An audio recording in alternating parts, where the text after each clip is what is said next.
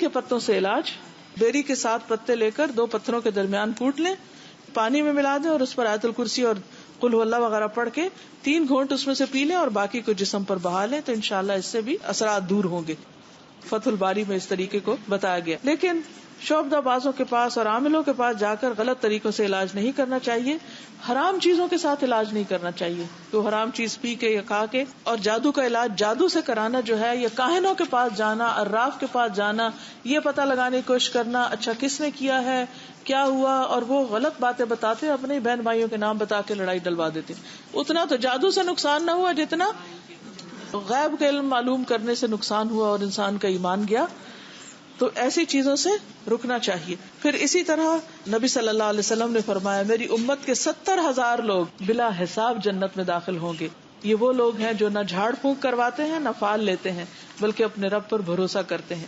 ایسے کاہنوں, نجومیوں, عرافوں کے پاس نہیں جانا چاہیے, کیونکہ ان کے پاس جانے سے نبی صلی اللہ علیہ وسلم نے فرمایا, جس نے کسی نجومی کے پاس جا کر اس سے کسی چیز کے بارے میں سوال کیا کہ مثلا مجھ پہ کس نے جادو کیا, اس کی 40 رات کی نمازیں قبول نہ ہوں.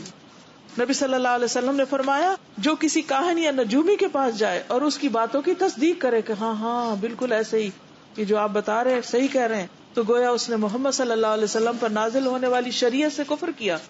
اللہ تعالی ہم سب کی حفاظت فرمائے ایسے تمام شر سے اور شرارتوں سے. لیکن یہ ہے کہ خاص طور پر ہمیں اللہ تعالیٰ کی حفاظت میں رہنے کے لیے اللہ کی طرف رجوع کرنا چاہیے. آپ ان اذکار کی صبح و شام خود بھی پابندی کیجیے اور دوسروں کو بھی پڑھنے کے لیے کہیے. اللہ تعالیٰ ہم سب کو ہر طرح کی ناگہانی مصیبتوں, پریشانیوں اور ہر طرح کے خوف سے نجات عطا فرمائے. آپ سب کے لیے دعائیں اور نیک تمنائیں. السلام علیکم ورحمۃ اللہ وبرکاتہ.